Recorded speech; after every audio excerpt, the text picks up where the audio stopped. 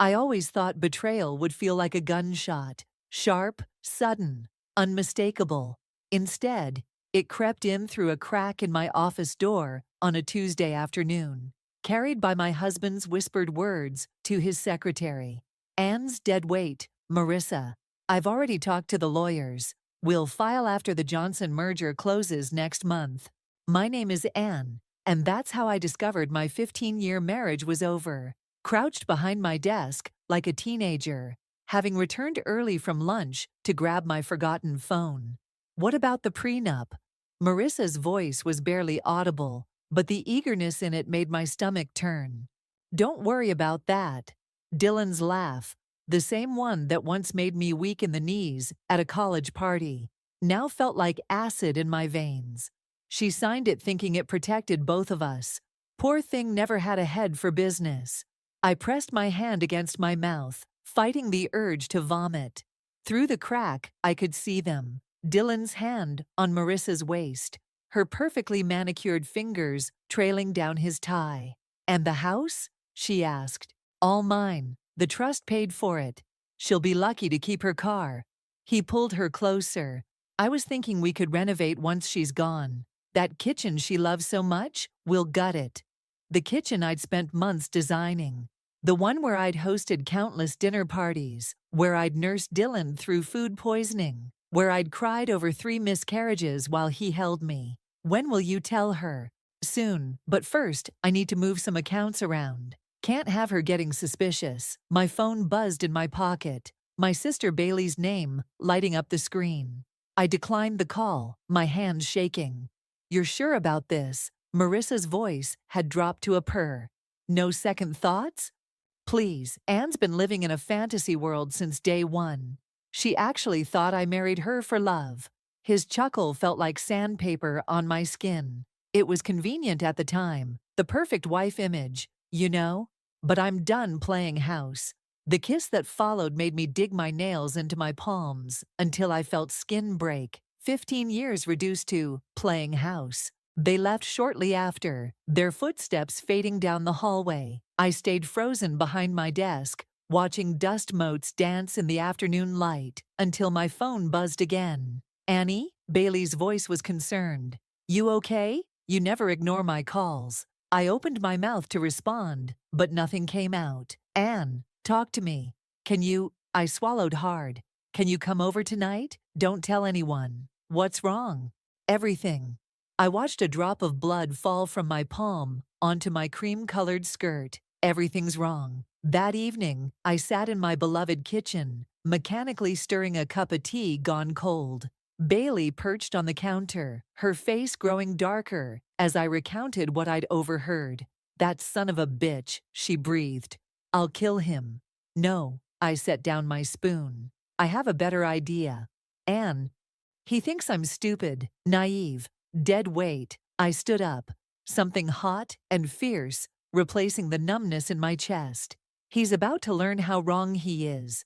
What are you going to do? I walked to the window, watching Dylan's BMW pull into the driveway. Remember Gianna from college, the one who became a divorce attorney? The shark in heels. Yeah. I think it's time we caught up. I turned to face my sister, surprised to find my hands had stopped shaking. He wants to play games? Fine. But he forgot something important. What's that? I've been watching him play for 15 years. I deleted the text he'd just sent. Another lie about working late. I know all his moves. Bailey slipped off the counter, grabbing her purse. Want me to stay? No. I smiled, and it felt like baring teeth.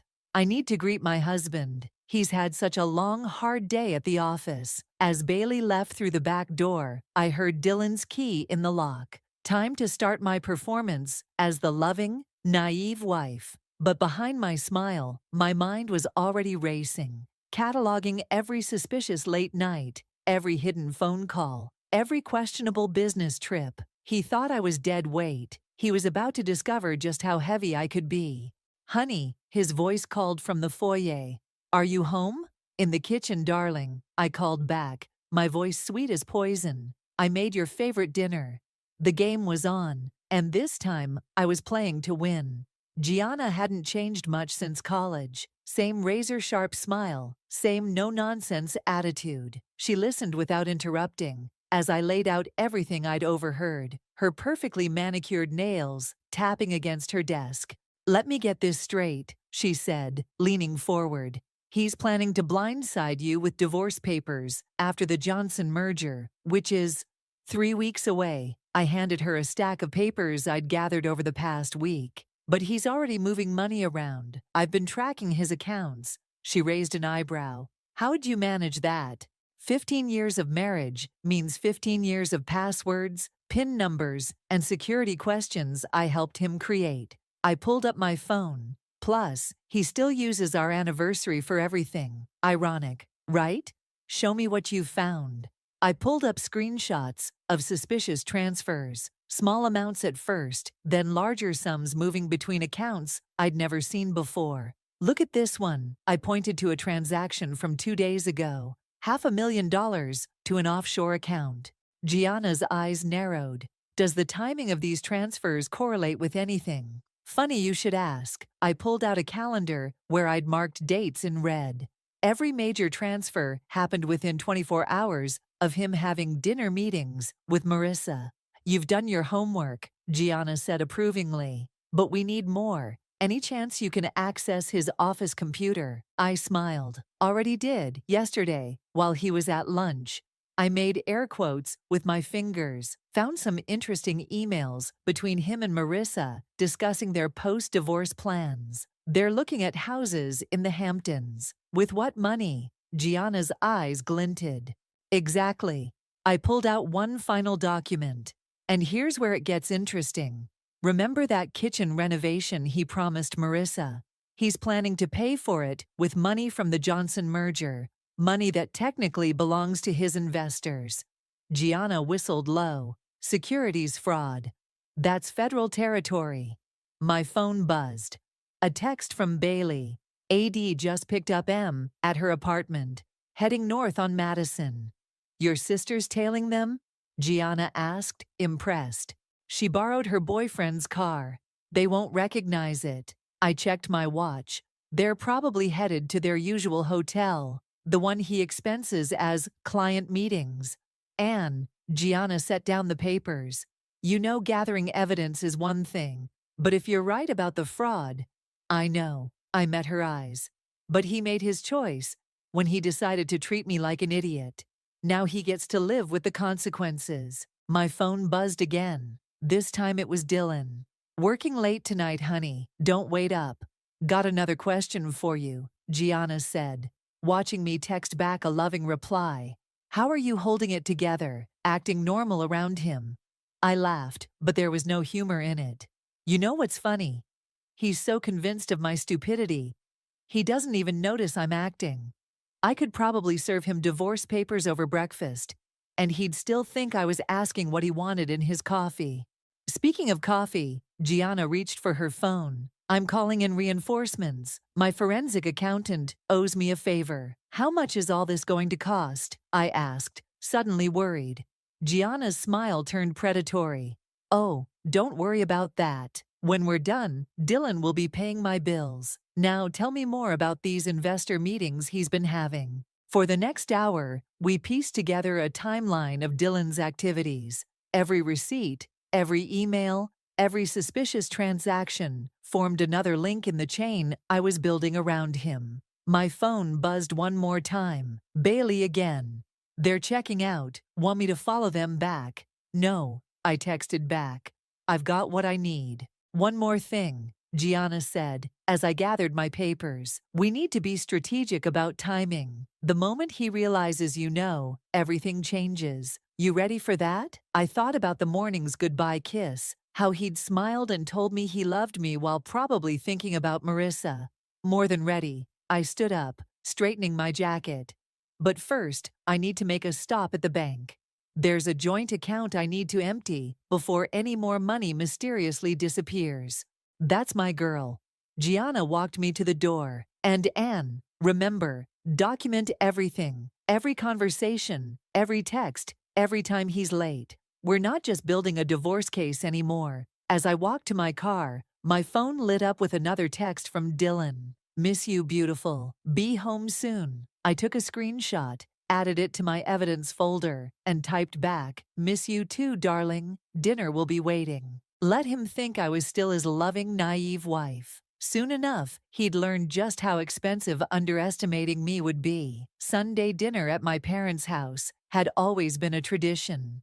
But tonight it felt like walking into a minefield. Dylan's hand rested possessively on my lower back as we entered, his wedding ring catching the light, the same ring he'd taken off at the hotel with Marissa 3 days ago.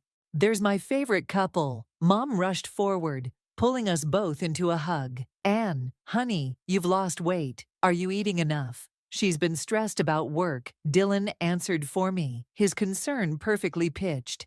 I keep telling her to take it easy. I caught Bailey's eye across the room. She was gripping her wine glass so tightly, I thought it might shatter. Well, come sit down, Dad called from his armchair. Dylan, how's that Johnson merger coming along? Actually, I cut in before Dylan could respond. I'd love to hear about that too, honey. You've been working so many late nights on it. A flicker of something, annoyance, worry, crossed his face before his smooth smile returned, just dotting the I's and crossing the T's now. Should be wrapped up soon. Speaking of wrapping things up, Mom said, when are you two going to give me grandchildren? Your cousin Rachel just had her third, and… Mom, Bailey interrupted sharply. Maybe lay off the baby talk. An awkward silence fell. I took a long sip of wine, remembering the last miscarriage, how Dylan had held me in our kitchen. Now I wondered if he'd been texting Marissa even then. Actually, Dylan said, squeezing my shoulder, we've been talking about trying again, haven't we, sweetheart? The wine turned to acid in my stomach. Have we? Of course. Remember our conversation last week? We hadn't had a real conversation in months. I forced a smile. Must have slipped my mind. Oh, that would be wonderful. Mom clasped her hands together. You two are such a perfect couple. Anne, you're so lucky to have found such a devoted husband. Bailey made a choking sound that she covered with a cough. Dinner's ready, Dad announced, clearly sensing tension. We moved to the dining room, where Mom had outdone herself as usual. As we settled in, I noticed how everyone seemed to orbit around Dylan. Dad asking about investments, Mom hanging on his every word. So, Anne, my Aunt Patricia asked between bites, how's the volunteer work going? Still helping at that women's shelter? Actually, I've been thinking of taking on a bigger role there, I said. Maybe even starting a legal aid program for women going through difficult divorces. Dylan's fork clattered against his plate. That's the first I'm hearing about this. Really? I met his eyes. I could have sworn I mentioned it during one of your late nights at the office. Anne, Mom cut in, frowning. You have such a wonderful life. Why would you want to spend time with those kinds of women? What kinds of women would those be, Mom? Bailey asked sweetly. The ones who stand up for themselves. I just mean, Mom flustered. Well, Anne has such a perfect marriage. Those poor women, they probably just didn't try hard enough. Or maybe, I said quietly, they tried too hard to believe in something that wasn't real. The table fell silent. Dylan reached for my hand, his touch making my skin crawl. Sweetheart, you seem tense. Maybe we should head home early. No, I pulled my hand away, standing up. I need some air, alone. I walked out to the back porch, gripping the railing until my knuckles turned white. The door opened behind me. Annie, it was Dad. You okay, kiddo? Did you know, I said, without turning around, that Mom cried at my wedding because she thought I'd finally found my perfect ending? Your mother, he sighed. She wants to believe in fairy tales. And what do you believe in, Dad? He was quiet for a moment. I believe my daughter's stronger than she knows. I turned to face him, tears threatening. Even if I do something that disappoints everyone. Anne, he started, but Dylan appeared in the doorway. Ready to go home, beautiful? His smile was perfect, practiced. Everything about him was. I wiped my eyes, straightening my shoulders. Of course, darling. Let me just say goodbye to Mom.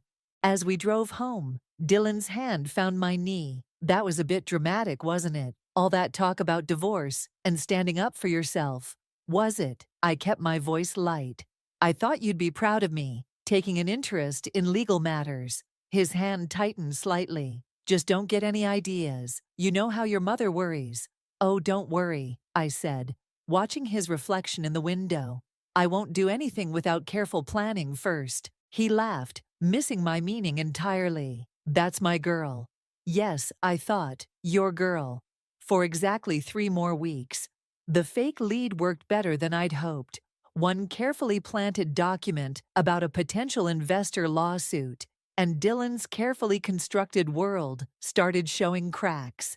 Edmund, I heard him hiss into his phone from his home office. Someone's asking questions about the offshore accounts. Did you say something? I pressed record on my phone, positioning myself near the door. What do you mean you're having second thoughts? Dylan's voice rose. We're too far in to back out now. No, listen to me. Just keep everything quiet until after the merger closes. My phone buzzed. Gianna, got the bank records you requested. You need to see these now. Everything okay in there? I called out sweetly, knocking on Dylan's door. Fine, he snapped, then caught himself. Just fine, honey. Business call. I headed to my car, supposedly for yoga class, but drove straight to Gianna's office. She was waiting with a thick folder and an expression that meant trouble. Look at this. She spread documents across her desk. Every time Dylan transferred money to that offshore account, an equal amount was withdrawn in cash within 48 hours. By who? That's the interesting part. She pointed to a signature. Marissa Sullivan. My hands shook as I examined the withdrawal slips. How much total? Just over $2 million. Gianna leaned back. But here's where it gets better. Remember Edmund, Dylan's best friend, the one he was just yelling at? He's been asking questions, called my office this morning, wanting to know if I handle corporate whistleblower cases. I sat down hard. He's turning on Dylan. Getting nervous is more like it. Says he has documentation of systematic fraud going back 3 years. Gianna's smile was sharp. Want to guess who else was involved? Marissa. Bingo. She's been cooking the books since she started as Dylan's secretary. Edmund has proof. My phone buzzed again. Bailey. Dee just picked up M. They're fighting in the car. Perfect timing, I murmured, showing Gianna the text. Their little paradise is crumbling. There's more. Gianna pulled out another document. Remember that prenup you signed? The one protecting both of us? I laughed bitterly. Yeah. Look at the notary stamp. I squinted at the page. It's different from the copy I have at home, because this is the real version, the one you signed. Clever forgery. Dylan had it swapped out right after the wedding. The room spun slightly. Is that why he's so confident about the divorce? Was confident, Gianna corrected. This invalidates everything. Plus, with the fraud evidence, my phone rang, Dylan's face lighting up the screen. Answer it, Gianna mouthed, hitting record on her desk phone. Hi, honey. I kept my voice light. Where are you? He sounded agitated. You're not at yoga. Oh, I finished early, having coffee with Bailey. Don't lie to me. His tone turned ugly. I just saw Bailey at the office. I let silence stretch for 3 seconds. Well, then I guess we're both lying about where we are today, aren't we? What's that supposed to mean? Nothing, darling. Just that your secretary might want to be more discreet about withdrawing cash. $2 million leaves quite a paper trail. The sharp intake of breath on his end was deeply satisfying. And he started, don't worry, I'm heading home now. We can discuss it over dinner. You're coming home for dinner, aren't you? Or should I only set one place? I hung up before he could respond. That, Gianna said admiringly, was beautiful. He'll be scrambling now. I gathered the documents. How long before he figures out how much I know? Long enough. She handed me a business card. This is the FBI agent handling the fraud investigation. Edmund's already given a statement. My hands were steady as I took the card. What now? Now, you go home and act normal. Let him sweat. She stood up. And Anne, be careful. Cornered animals are dangerous. I drove home slowly, watching Dylan's car pull in behind me. He looked disheveled, his tie loose. "Want to tell me what that phone call was about?" he demanded as we entered the house. "Which part?" I moved to the kitchen, starting dinner like nothing was wrong. "The lying or the money?" "You don't understand." "No, you don't understand." I turned to face him. "I understand everything. Every late night, every lie, every dollar you and Marissa thought you could hide." His face went pale. "How did you— 15 years, Dylan. Did you really think I was that stupid?" I checked my phone. A text from Edmund. "Just finished at the FBI office. I'm sorry, Anne. We need to talk," Dylan said, his charm sliding back into place. "I can explain everything." "Oh, we'll talk," I smiled. "But first, you might want to call your lawyer. I have a feeling you're going to need one." The look of dawning horror on his face was worth every second of the past 3 weeks of pretense. I found Marissa in the coffee shop where she and Dylan usually met, her perfectly manicured nails drumming against her paper cup. She didn't look surprised to see me. "I wondered when you'd show up," she said, as I sat down across from her. "Did you really think you'd get away with it?" I placed my phone on the table, recording app running. "The money, the affair, all of it." She took a careful sip of coffee. "You don't know what you're talking about. $2 million. Marissa, that's what you withdrew from the Cayman account." I slid a printout across the table. "In cash, very old school." Her composure cracked slightly. "Dylan said you were clueless." "Dylan says a lot of things, like how he's going to marry you after the divorce." I watched her face carefully. "Did he promise to buy you that house in the Hamptons too?" She flinched. "Funny thing about Dylan," I continued. "He made the same promises to his first wife. Before me. Did you know about her?" Marissa's cup froze halfway to her lips. "What? Oh, he didn't tell you?" I pulled out another document. "Let me guess. He said I was his college sweetheart, his first love." "You're lying." Sarah was her name. "They were married for 3 years before he met me. She was his secretary too." I smiled without humor. History really does repeat itself. "Why are you telling me this?" "Because right now, you have a choice." I leaned forward. "The FBI is investigating the fraud. Edmund's already talking. How long before they trace those cash withdrawals back to you?" Her face went pale. "Edmund wouldn't. He already did. This morning." I showed her my phone, a text from Gianna confirming Edmund's second FBI interview. "Dylan's going down. The only question is whether you're going down with him." "What do you want?" Her voice was barely a whisper. "Everything you know. Every transaction. Every meeting. Every lie he told his investors." I pushed a business card across the table. "My lawyer's number. Call her within the hour or I call the FBI. He'll kill me." "No. He'll abandon you. Just like he abandoned Sarah. Just like he tried to abandon me." I stood up. "1 hour, Marissa. Make the right choice." My phone rang as I left the coffee shop. "Dylan." "Where are you?" He sounded frantic. "Having coffee with your girlfriend." "Well, ex-girlfriend now, I think. She's about to make a very important phone call." "Anne, stop this. We can work something out." "Like you work things out with Sarah?" The silence on his end was deafening. "That's what I thought," I said. "By the way, the FBI wants to meet tomorrow. Should I tell them about the Johnson merger, or would you prefer to do that yourself?" "You're making a mistake." His voice turned cold. "You have no idea what I'm capable of." "Actually, I do. That's why I made copies of everything. If anything happens to me, every newspaper in the country gets the full story." I paused. "Oh, and Dylan. I'm keeping the kitchen." I hung up as Bailey pulled up in her car. "How'd it go?" she asked as I got in. "Better than expected." Marissa didn't know about Sarah. "No one ever does." Bailey checked her rearview mirror. "Dylan's car just pulled into the coffee shop parking lot. Think he'll catch her before she calls Gianna." "Doesn't matter." I showed her my phone, a text from Gianna. "Marissa just called. She's singing like a bird." "You know he's not going to give up easily," Bailey said as we drove away. "I'm counting on it." I checked another text. This one from Edmund. Just sent you the last of the documents. Good luck tomorrow.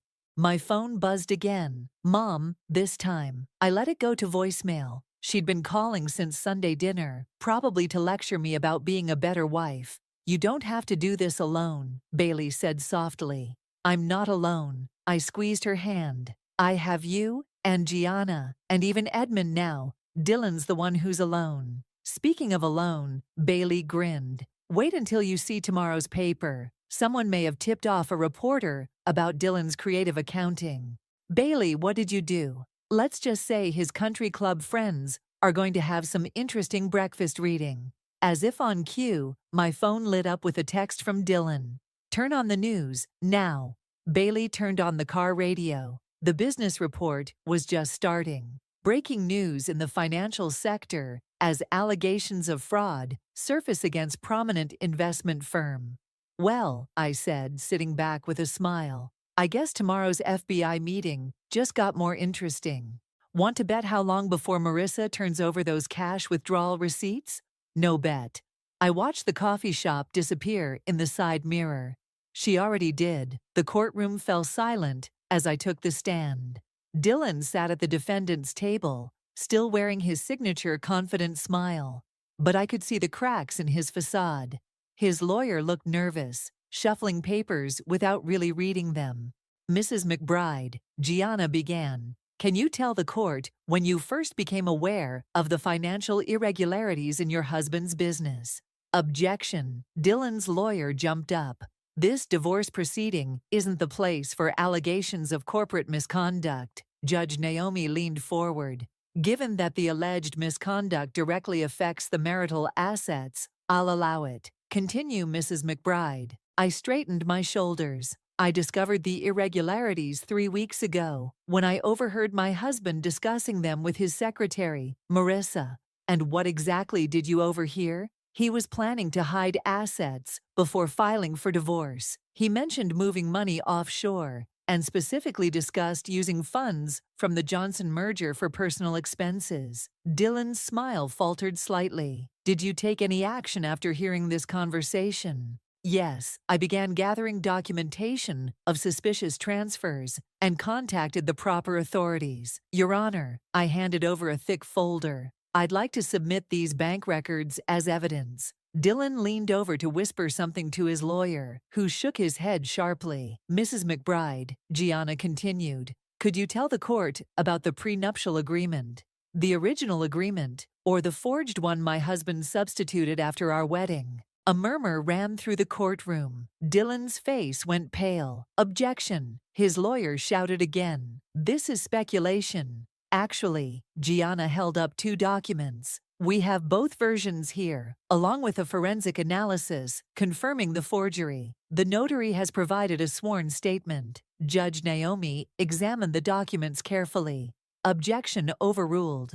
And Mr. McBride, I suggest you sit still and stop passing notes to your client. Mrs. McBride, Gianna turned back to me. How long were you aware of your husband's relationship with his secretary? Objection. Relevance. Goes to pattern of deception, Your Honor, and directly relates to the dissipation of marital assets. Overruled. Answer the question, Mrs. McBride. I discovered their affair the same day I learned about the financial fraud. They were planning to use my portion of the marital assets to buy a house in the Hamptons. The courtroom doors opened quietly, and I saw Edmund slip in, followed by 2 FBI agents. Dylan's face went from pale to ashen. And what happened to those plans? They fell apart when Marissa learned she wasn't the first secretary he'd made those promises to. Objection. Dylan stood up this time. This is character assassination. Sit down, Mr. McBride, Judge Naomi warned. One more outburst, and you'll be held in contempt. Mrs. McBride, Gianna pulled out one final document. Could you identify this? I looked at the paper. That's a bank statement showing cash withdrawals made by Marissa, totaling $2 million. And where did that money come from? From investor funds my husband diverted to offshore accounts. Your Honor, Dylan's lawyer interrupted. We request a recess to confer with our client. Denied. Judge Naomi's voice was steel. Continue, counselor. One final question, Gianna said. Why are you pursuing this divorce action now, rather than waiting for your husband to file as he planned? I looked directly at Dylan for the first time, because no one deserves to be treated like they're worthless. Not me, not his first wife Sarah, and not the investors who trusted him with their money. No further questions, Your Honor. Dylan's lawyer declined to cross-examine me, probably sensing the damage was already done. Your Honor, one of the FBI agents stepped forward. We have a warrant for Mr. McBride's arrest. The courtroom erupted in chaos. Dylan tried to bolt, but was quickly detained. As they let him out, he caught my eye. You'll regret this, he snarled. No, I replied calmly. I only regret not doing it sooner. Judge Naomi banged her gavel. Given the evidence presented and Mr. McBride's imminent criminal charges, I'm prepared to rule on the divorce petition. Mrs. McBride, you're awarded the house, your personal assets, and 50% of all marital property not subject to federal seizure. Furthermore, given the fraudulent prenuptial agreement, that document is hereby nullified. I felt Bailey squeeze my hand from her seat behind me. One more thing, the judge added. Mrs. McBride, the FBI may want to speak with you about becoming a witness in their case. I'm ready, I said, watching as Dylan was escorted out. I've been ready for weeks. As we left the courtroom, Gianna smiled. Want to guess what Marissa's doing right now? Meeting with prosecutors? Smart girl. She checked her phone. Ready for phase 2. I thought about my kitchen, about the life I'd built, about all the other women like Sarah who'd been discarded. Absolutely. It's time to help others fight back. The headlines were everywhere. Investment banker faces 20 years for fraud. McBride empire crumbles. Secretary turns state's evidence. I sat in my kitchen, reading them over coffee when the doorbell rang. Your mom's been calling me non-stop, Bailey said, walking in with a box of pastries. She's beside herself about the scandal. Let me guess. She thinks I should have kept quiet to save the family name. Actually, Bailey grinned. Dad finally told her off. Said his daughter wasn't raised to be anyone's doormat. My phone buzzed. Gianna, turn on Channel 7, now. The TV flickered to life, showing Marissa outside the federal courthouse, surrounded by reporters. Ms. Sullivan, what made you come forward? Marissa looked different, smaller somehow, without her perfect makeup and designer clothes. Someone showed me I had a choice, that I didn't have to be part of his lies anymore. Any comment on the other victims coming forward? I'd like to apologize to Sarah and to Anne. We all deserved better. Bailey whistled low. Didn't expect that. Neither did I. I turned off the TV as another text came through. From Edmund. Meeting with prosecutors in an hour. You were right about everything. You know, Bailey said, for someone who just took down her cheating husband's entire criminal enterprise, you seem pretty calm. I'm saving my energy. I showed her an email from the women's shelter. We're launching the legal aid program next month. Already have 3 lawyers volunteering. And how many clients? 12 so far. Turns out Dylan wasn't the only husband in town with creative accounting habits. The doorbell rang again. This time it was Sarah, Dylan's first wife. We'd connected through Edmund after everything came out. Just saw Marissa's interview, she said, stepping inside. Never thought I'd see the day. Neither did I. I poured her coffee. How are you holding up? Better than Dylan. She smiled grimly. My lawyer says with the new evidence, we can reopen my divorce settlement. Good. I handed her a business card. Gianna's expecting your call. You know what's funny? Sarah accepted the card. For years, I thought it was my fault, that I wasn't smart enough, pretty enough, good enough. He had a way of making us feel that way, I agreed. Had, Bailey emphasized, past tense. My phone rang. An unknown number. I answered on speaker. Anne? Dylan's voice was desperate. Please, you have to help me. Tell them I didn't mean to. Goodbye, Dylan. I hung up. He called you? Sarah looked shocked. From jail? Third time this week. I blocked the number. He's running out of options. Edmund's testimony destroyed his defense strategy. And Marissa's evidence, Bailey added. And the forensic accountants, Sarah continued. We all laughed. 3 women who'd once been under Dylan's spell, now free. The front door opened, and Dad walked in carrying files. Thought you might want these, he said, setting them down. Every investment record from when Dylan first joined the firm. The prosecutors said it helps establish pattern and intent. Thanks, Dad. I hugged him tight. Your mother wants to come over, he said quietly. She's been doing a lot of thinking. Tell her I'm free for dinner. I stepped back. As long as she's ready to listen, not lecture. Oh, she'll listen, he smiled. She saw the proof of what he did to your prenup. Called him some words I didn't know she knew. My phone buzzed again. Gianna, Dylan's lawyer wants to make a deal. Full confession in exchange for reduced charges. Want to hear the terms? No deals. I texted back. Let him face the jury. That's my girl, came her reply. Sarah stood up. I should go. My lawyer's waiting. She paused at the door. Thank you, Anne, for being stronger than I was. Hey, I caught her arm. We were both strong. We just didn't know it then. After everyone left, I stood in my kitchen, the one Dylan and Marissa had planned to gut, and felt the silence. Not the heavy silence of secrets and lies, but the peaceful quiet of truth. My phone lit up with a news alert. McBride case expands. More victims come forward. I smiled, thinking of the women at the shelter, of Sarah rebuilding her life, of Marissa choosing truth over comfort, even of my mother finally questioning her beliefs about perfect marriages. The doorbell rang one more time. A delivery man held out a package. Sign here, Mrs. McBride? I took the pen. Actually, I said, writing my maiden name. It's just Anne now. Inside the package was my new business card. Anne Mitchell, Advocacy Director, Women's Legal Defense Fund.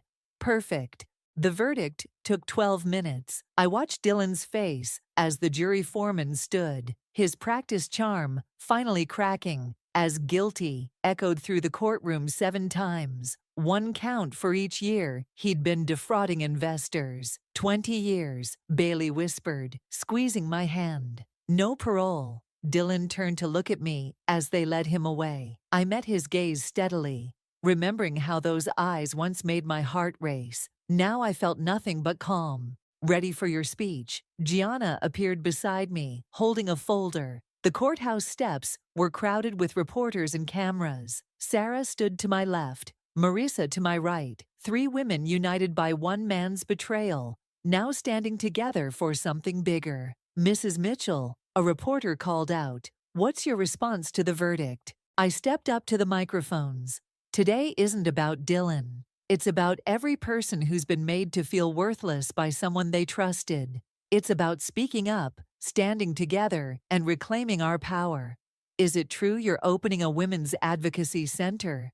Yes, I gestured to Sarah and Marissa. We're converting Dylan's old office building into a resource center for survivors of financial abuse and fraud. The Women's Legal Defense Fund will provide free legal aid, financial counseling, and support services. Ms. Sullivan, another reporter, turned to Marissa. Any regrets about testifying? Only that I didn't come forward sooner. She straightened her shoulders. But thanks to Anne, I learned it's never too late to choose differently. My phone buzzed. Mom, watching you on TV. So proud of my brave girl. Dinner tonight. Sarah, a voice called out. What's your role in all this? I'm heading up our survivor mentorship program. Sarah replied. No one should have to navigate this journey alone. Back in my kitchen, my beloved unchanged kitchen, Bailey poured wine, while Gianna spread out blueprints for the new center. Edmund called, Gianna said. The SEC approved our application for the whistleblower reward funds, $2 million, earmarked for the center's operating costs. Poetic justice, Bailey laughed. Dylan's hidden money funding a center to help his victims. The doorbell rang. Mom stood there, holding a casserole and looking uncertain. I brought your favorite, she said hesitantly, and an apology. I pulled her into a hug. Come in, we're planning the center's opening. Actually, she set down the casserole. I was wondering if you could use another volunteer. I may not be a lawyer, but I make a mean cup of coffee, and I'm good at listening. We could always use more listeners, Sarah said warmly. My phone lit up with a message from one of our new clients. Judge granted the emergency order. Kids and I are safe. Thank you. Look at this, Marissa called from the living room, where she was updating our website. 5 more requests for legal aid just came in. Good thing we have 3 new lawyers starting next week, Gianna said.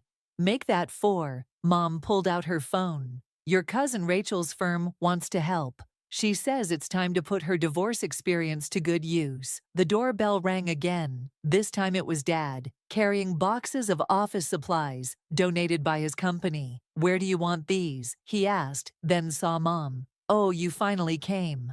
I finally listened, she corrected, helping him with the boxes. My phone buzzed one last time. A call from prison. I declined it, blocking another of Dylan's burner numbers. You know what I just realized? Bailey said, looking around at everyone working together. He thought he was ruining your life, but he actually helped you find your purpose. No, I corrected her, watching Mom and Dad arrange supplies while Sarah and Marissa worked on the website. We found our purpose, all of us. Speaking of purpose, Gianna held up a document. The judge approved your name change. It's official. The Anne McBride Foundation is now the Phoenix Rising Women's Center. Perfect name, Mom said softly. Rising from the ashes, stronger than before. I looked around my kitchen, no longer just mine, but a gathering place for this unlikely family we'd built. Where once there were secrets and lies, now there was purpose and truth. Where Dylan had planned destruction, we were creating something beautiful. To Phoenix Rising, Bailey raised her glass. To rising together, everyone echoed. My phone stayed silent this time. Dylan's number was blocked, his power gone, his legacy transformed into something he never intended. Hope for others. Outside, the sun set on another day of freedom. Inside, we plan tomorrow's battles, stronger together than we ever were alone. Sometimes the best revenge isn't getting even, it's getting better, and helping others do the same. Others do the same. Others do the same. Others do the same. Others do the same.